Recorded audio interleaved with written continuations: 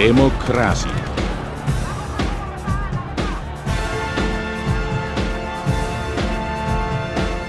Konstitusi.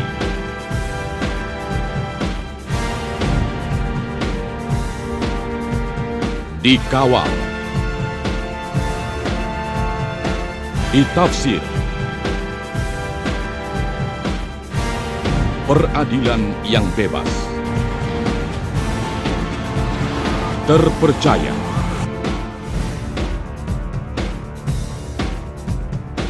Modern.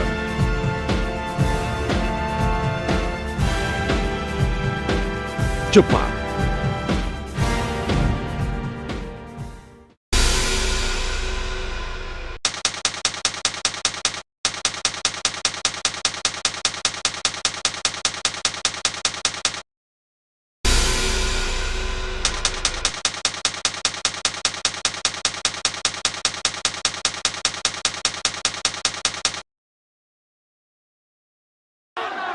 Wajah Republik Indonesia berubah menyusul rangkaian demonstrasi besar mahasiswa. Rezim pemerintahan Orde Baru yang mengelola negara selama 32 tahun tumbang. Mulai hari ini pula, Kabinet Pembangunan ke-7 dimisioner. Gelombang perubahan mengalir deras.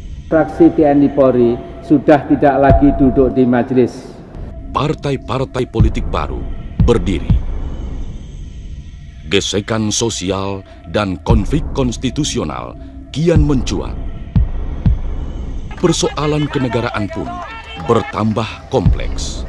Sementara sistem perundang-undangan yang ada sudah tidak memadai.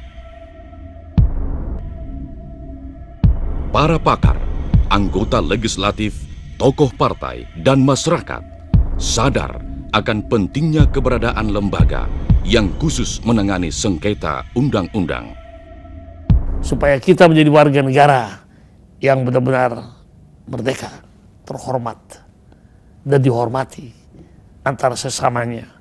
Maka Mahkamah Konstitusi menurut saya amat vital. Majelis Permusyawaratan Rakyat bersidang menggodok perubahan-perubahan penting dalam sistem konstitusi Republik Indonesia.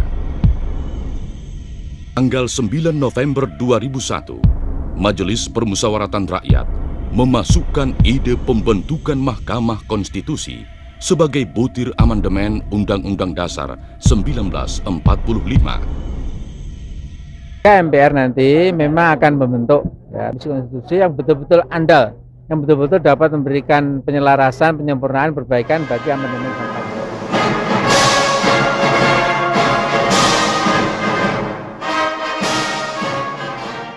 13 Agustus 2003, Dewan Perwakilan Rakyat dan pemerintah menyetujui pembentukan Undang-Undang Nomor 24 Tahun 2003 tentang Mahkamah Konstitusi.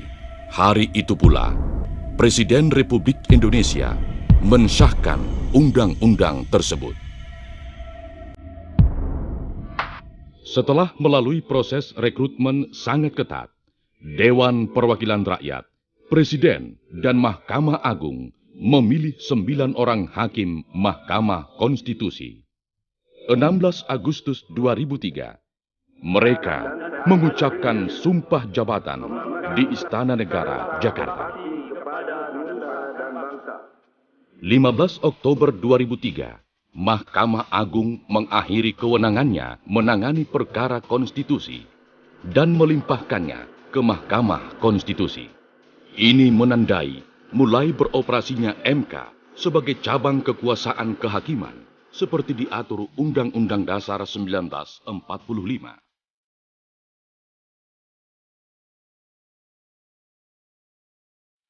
Dalam sistem ketatanegaraan Republik Indonesia kini, tidak ada lagi lembaga tertinggi negara. Yang ada hanya lembaga-lembaga tinggi negara yang saling mengontrol.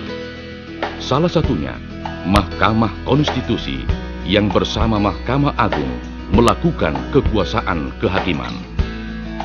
lembaga ini menjadi sangat signifikan karena dia yang menjadi salah satu instrumen penting untuk membalance kekuasaan. Atau kalau ada sengketa antar kewenangan lembaga negara, kemana harus menyelesaikan proses ini. Jadi dari konstelasi itu sebenarnya lembaga ini mempunyai peran yang sangat signifikan. Kehadiran MK dalam sistem ketatanegaraan Republik Indonesia adalah untuk mengawal konstitusi. MK berperan sebagai penafsir tunggal dan tertinggi Undang-Undang Dasar. Ada 5 kewenangan yang diberikan kepada Mahkamah Konstitusi. 1. Menguji konstitusionalitas undang-undang. 2. Memutus perselisihan antar lembaga-lembaga negara. Kemudian yang ketiga, memutus perselisihan hasil pemilihan umum. 4. Memutus pembubaran partai politik. Yang terakhir, Mahkamah Konstitusi juga berwenang memutus tuntutan pemberhentian presiden dan atau wakil presiden. Bedanya dengan Mahkamah Agung itu adalah pengawal undang-undang. Semua pelanggaran terhadap undang-undang diadili di lingkungan Mahkamah Agung. Tapi Mahkamah Konstitusi mengawal Undang-Undang Dasar. Presiden kepada ketua-ketua lembaga tinggi negara sebagai ketua MK yang baru terpilih, saya pakai alamat di handphone saya. Nah, itulah alamat pertama dari Mahkamah Konstitusi Republik Indonesia. Dalam kondisi darurat, Mahkamah Konstitusi tetap bertugas seperti ditetapkan undang-undang.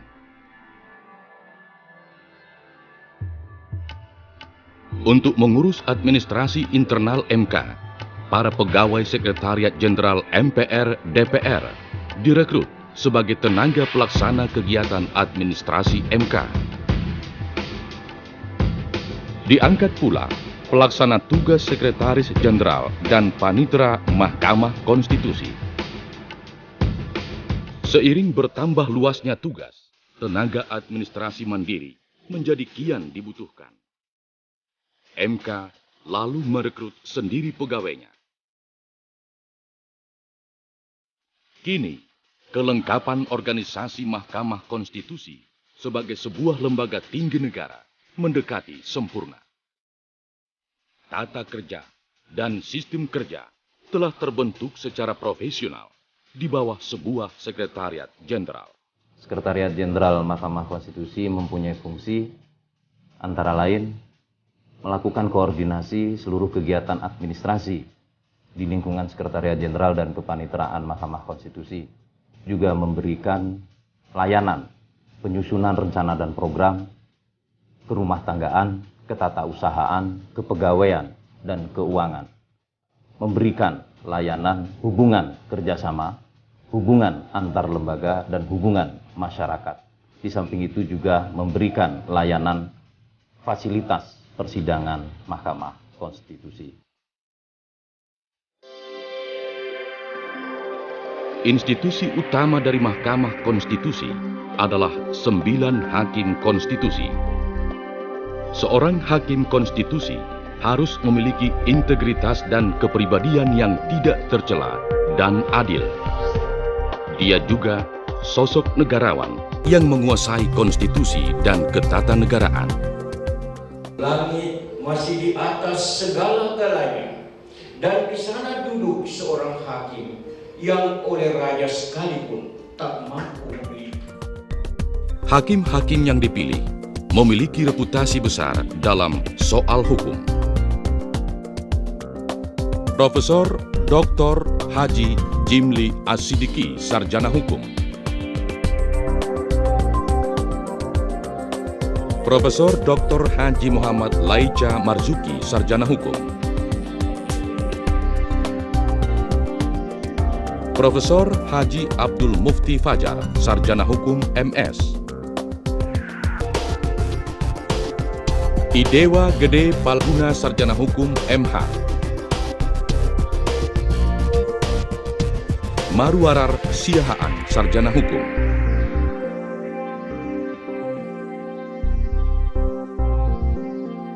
Haji Sudarsono, Sarjana Hukum. Hakim-hakim konstitusi adalah pejabat negara dengan masa jabatan 5 tahun dan bisa dipilih lagi untuk 1 kali masa jabatan. Ketua dan Wakil Ketua MK dipilih melalui rapat antar hakim konstitusi setiap 3 tahun.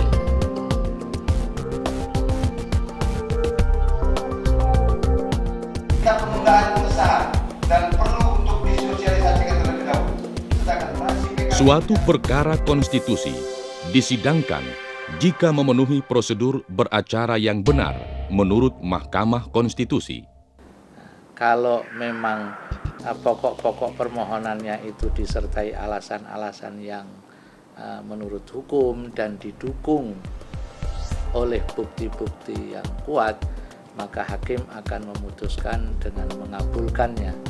Tapi kalau pokok perkaranya itu tidak punya alasan yang didukung dengan bukti-bukti, maka perkara itu akan ditolak.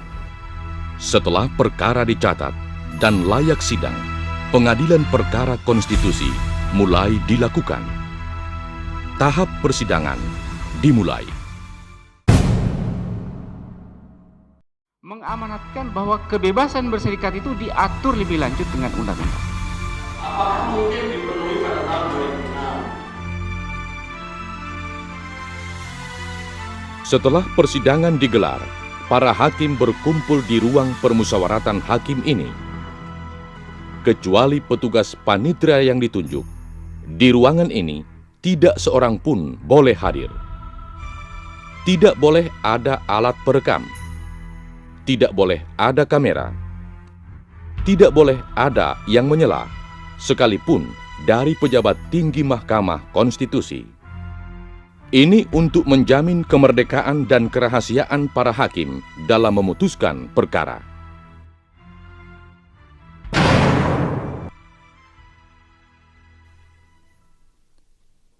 Bermacam putusan telah dihasilkan MK. Siapapun, perorangan atau kelompok bisa memohonkan persidangan atas perkara undang-undang apapun ke Mahkamah Konstitusi. Dalam waktu hampir 2 tahun, hampir 100 perkara yang sudah kita selesaikan. Antara lain misalnya Undang-Undang Pemilu, rehabilitasi ex-PKI. Yang kedua mengenai Undang-Undang Perpu Anti Terorisme yang diputuskan menimbulkan kontroversi di seluruh dunia. Yang ketiga, Undang-Undang